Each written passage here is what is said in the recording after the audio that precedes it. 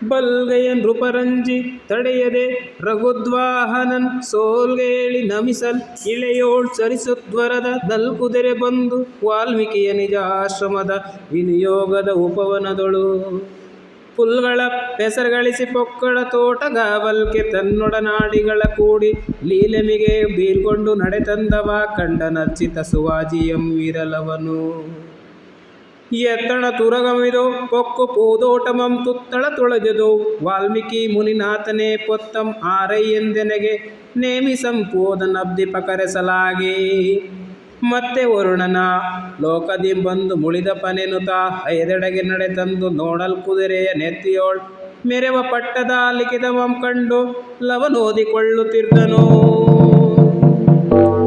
ಊರ್ವಿಯೋಳ್ ಕೌಸಲ್ಯ ಪಡೆದ ಕುವರರಾಮಂ ಓರ್ವನೇ ವೀರನ್ ಆತನ ಯಜ್ಞ ತುರಗಮಿದು ನಿರ್ವಹಿಸಲಾರ್ ಆರಾದೊಡಂ ತಡೆಯಿಲ್ ಎಂದಿರ್ದ ಲೇಖನಮಂ ಓದಿ ಗರ್ವಮಂ ಬಿಡಿಸದಿರ್ದೊಡೆ ತನ್ನ ಮಾತೆಯಂ ಭಂಜೆಯನ್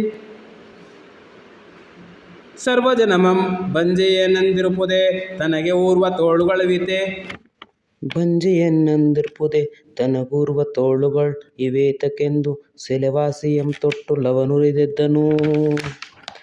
ತೆಗೆದುತ್ತರಿಯ ಮುರಿದು ಕುದುರೆಯ ಗಳಕ್ಕೆ ಬಿಗಿದು ಕದಳಿದ್ರುಮಕ್ಕೆ ಕಟ್ಟಲ್ಕೆ ಮುನಿಸುತರ್ಮಿಗೆ ನಡುಗಿ ಬೇಡ ಬೇಡ ಅರಸುಗಳ ವಾಜಿಯಂ ಬಿಡು ಬಡಿವರು ಎಮ್ಮ ನೆನಲು ನಗೆತೆ ಪಾರ್ವರ ಮಕ್ಕಳ ಅಂಜಿದೊಡೆ ಜಾನಕಿಯ ಮಗನಿದಕ್ಕೆ ಬೆದರುವೆನೆ ಪೋಗಿ ನೀವೆಂದು ನಗಡುತನದಿಂದ ಬಿಲ್ದವರವನ್ನೇರಿಸಿ ತೀಡಿ ಜೈಗೈದು ನಿಂತಿರ್ತಿದ್ದನು.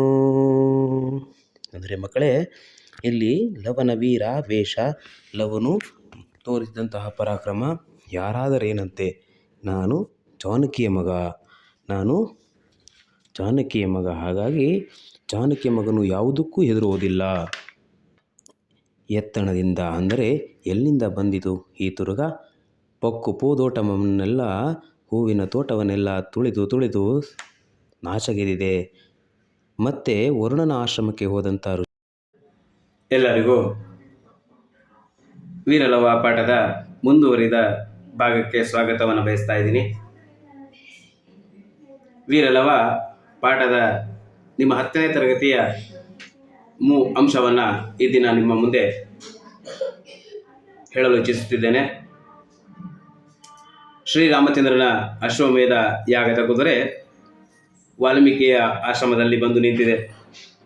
ವಾಲ್ಮೀಕಿ ಆಶ್ರಮದಲ್ಲಿ ಬಂದು ನಿಂತಿರುವಂತಹ ಆ ಕುದುರೆ ಅಲ್ಲಿರುವಂತಹ ಹುಲ್ಲನ್ನು, ಹಸಿರನ್ನು, ಹೂವು, ತೋಟವನ್ನೆಲ್ಲ ತುಳಿಯುತ್ತಾ ತಿನ್ನುತ್ತಾ ನಾಶಗೊಳಿಸ್ತಾ ಇದೆ. ಆ ದಿನದ ತೋಟದ ಕಾವಲಿಗೆ ನಿಂತಿರುವಂತಹ ಲವ ಕುಶ ಸಹೋದರರು ಬಂದು ನೋಡಿದರೆ ಸುಂದರವಾದ ಕುದುರೆ ಆ ಉದ್ಯಾನವನವನ್ನು ನಾಶಗೊಳಿಸ್ತಾ ಇದೆ. ಮಕ್ಕಳೇ, ಆ ಉದ್ಯಾನವನವನ್ನು ನಾಶಗೊಳಿಸ್ತಿರುವಂತಹ ಕುದುರೆಯನ್ನು ಕಂಡಂತ ಕುಶ ತನ್ನ ಲವನಿಗೆ ತಿಳಿಸುತ್ತಾನೆ, ಅಣ್ಣ ಅಲ್ಲಿ ನೋಡು, ಎಷ್ಟು ಸುಂದರವಾದ ಕುದುರೆ ನಿಂತಿದೆ, ಉದ್ಯಾನವನದಲ್ಲಿ ಬಂದು ನಿಂತಿದೆ, ಹುಲ್ಲನ್ನ ಹಸಿರನ್ನ ನಾಶಗೊಳಿಸ್ತಾ ಇದೆ ಎಂದು, ಬನ್ನಿ ಅದನ್ನು ತಡೆಯೋಣ ಅಂತೇಳಿ ಓಡಿ ಹೋಗಿ ಆ ಕುದುರೆಯ ಮುಂದೆ ನಿಲ್ಲುತ್ತಾರೆ.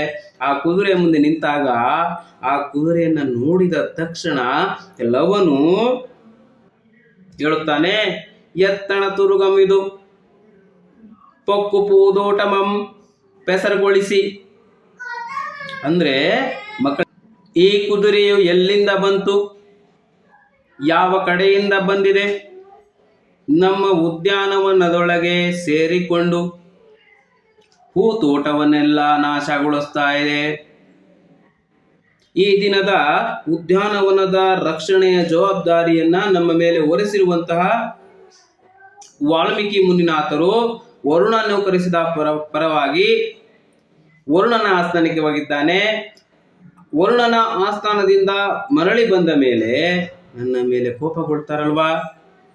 ಹೇ ಕುಶ, ಹೇ ಲವ, ನೀವು ಸರಿಯಾಗಿ ಉದ್ಯಾನವನವನ್ನು ನೋಡಿಕೊಂಡಿಲ್ಲ ಎಂದು ನಮ್ಮ ಮೇಲೆ ಕೋಪಗೊಂಡರೆ ಎಂದು ಆ ಕುದುರೆಯನ್ನು ಓಡಿಸಲು ಓಡಿ ಹೋದಾಗ ಆ ಸುಂದರವಾದ ಕುದುರೆಯನ್ನು ನೋಡುತ್ತಾ ಲವ ಆಶ್ಚರ್ಯಗೊಂಡಿದ್ದಾನೆ.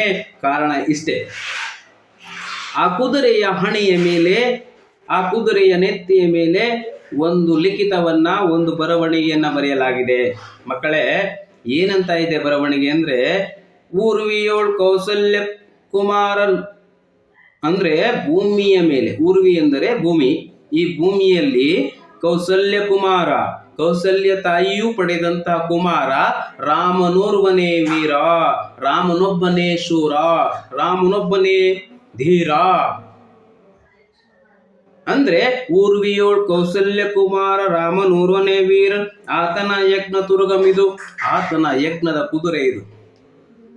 ನಿರ್ವಹಿಸಲಾರ್ಪರ್ ಅಂದ್ರೆ ಅದನ್ನ ಯಾರಾದರೂ ನಿರ್ವಹಿಸುವುದಾದರೆ, ಆ ರಾಮಚಂದ್ರನ ವಿರೋಧವನ್ನ ಕಟ್ಟಿಕೊಳ್ಳುವುದಾದರೆ, ನೀವು ರಾಮಚಂದ್ರನನ್ನ ವಿರೋಧಿಸುವುದಾದರೆ ತಡೀರಿ ಎಂದಿದ್ದ ಬರಹವನ್ನ ಕಂಡು ಆ ಬರಹವನ್ನ ನೋಡಿದ ತಕ್ಷಣ ಲವನಿಗೆ ಬರ್ತದೆ.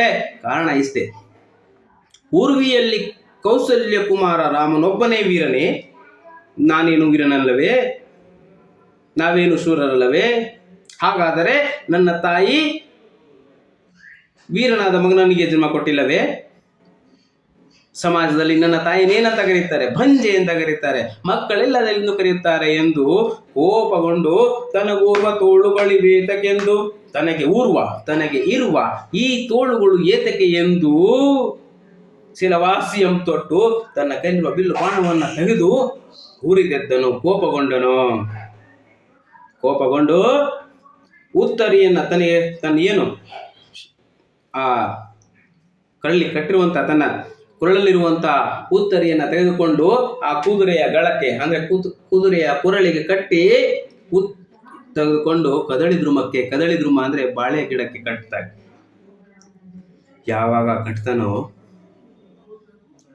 ಲವನೇನೋ ಕೋಪದಲ್ಲಿ ಕಟ್ಟುಬಿಟ್ಟ. ಶ್ರೀರಾಮಚಂದ್ರ ತನ್ನ ತಂದೆ ಎಂಬುದು ಗೊತ್ತಿಲ್ಲ. ತನ್ನ ತಾಯಿಯನ್ನ ಜನ ಏನಂತಾರೆ? ಆ ಕೌಸಲ್ಯ ಕುಮಾರ ರಾಮನೊಬ್ಬನೇ ವೀರನಾದರೆ ಅವನೇ ಎಂದುಕೊಂಡಿದ್ದಾನೆ ವೀರನೆಂದು. ಅವನಲ್ಲಿರುವಂತಹ ಆ ಅಹಂಕಾರವನ್ನ, ಅವನಲ್ಲಿರುವಂತಹ ಆ ಗರ್ವವನ್ನ ನಾನು ಕೊನೆಗಾಣಿಸುತ್ತೇನೆ, ಅವನಿಗೆ ಪಾಠ ಕಲಿಸುತ್ತೇನೆ ಎಂದು ಕೋಪದಿಂದ ಆ ಕುದುರೆಯನ್ನು ಕಟ್ಟಾಕ್ತದೆ.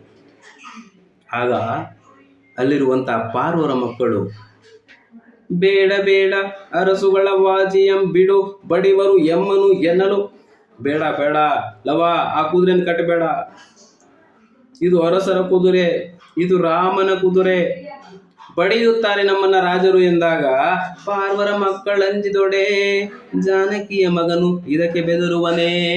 ಜಾನಕಿಯ ಮಗ ಹೆದರ್ತಾನ. ನೀವು ಪಾರ್ವರ ಮಕ್ಕಳು ಹೆದರ್ತೀರಾ ಅಂದ್ರೆ ಈ ಜಾನಕಿಯ ಮಗ ಹೆದರ್ತಾನ. ಹೋಗಿ ನೀವೆಂದು ಅವರನ್ನ ಕಟ್ತಾನೆ. ಇಲ್ಲಿ ಈ ಪಾಠದಲ್ಲಿ ನಾವು ತಿಳಿಯೋದಷ್ಟೇ, ಆ ಬಾಲಕನು ಅವನಲ್ಲಿರುವಂಥ ಪರಾಕ್ರಮವನ್ನು ತೋರಿಸ್ಕೊಂಡು. ಮಕ್ಕಳೇ, ನಾವಿಲ್ಲಿ ಆ ವೀರಲವನ ಒಂದು ಪರಾಕ್ರಮವನ್ನು ನೋಡಿದ್ವಿ. ಯಾರೇ ಆಗಿರಲಿ ಅಹಂಕಾರ ಪಟ್ಟರೆ ಅಹಂಕಾರ ಪಡಬಾರದು, ವಿನಮ್ರತೆಯಿಂದ ಇರಬೇಕು ನಾವು ಅನ್ನೋದನ್ನ ಇಲ್ಲಿ ಲವನ ವಿಷಯವಾಗಿದೆ. ಒಟ್ಟಿನಲ್ಲಿ ಈ ಪಾಠದ ಭಾವಾರ್ಥವನ್ನು ಕೆಲವೇ ನಿಮಿಷಗಳಲ್ಲಿ ನಿಮಗೆ ಅರ್ಥ ಮಾಡಿಸಿದ್ದೀನಿ ಅಂದ್ಕೊಂಡಿದ್ದೀನಿ. ಉಳಿದಂತಹ ಟಿಪ್ಪಣಿ ಸಂಬಂಧಪಟ್ಟ ಹಾಗೆ ಇನ್ನೊಂದು ಬಾರಿ ನಿಮ್ಮ ಮುಂದೆ ಬರಲಿದ್ದೇನೆ. ನಿಮಗಿಷ್ಟ ಆದರೆ ಈ ಚಾನಲ್ನ ಸಬ್ಸ್ಕ್ರೈಬ್ ಮಾಡಿ. ಧನ್ಯವಾದಗಳು.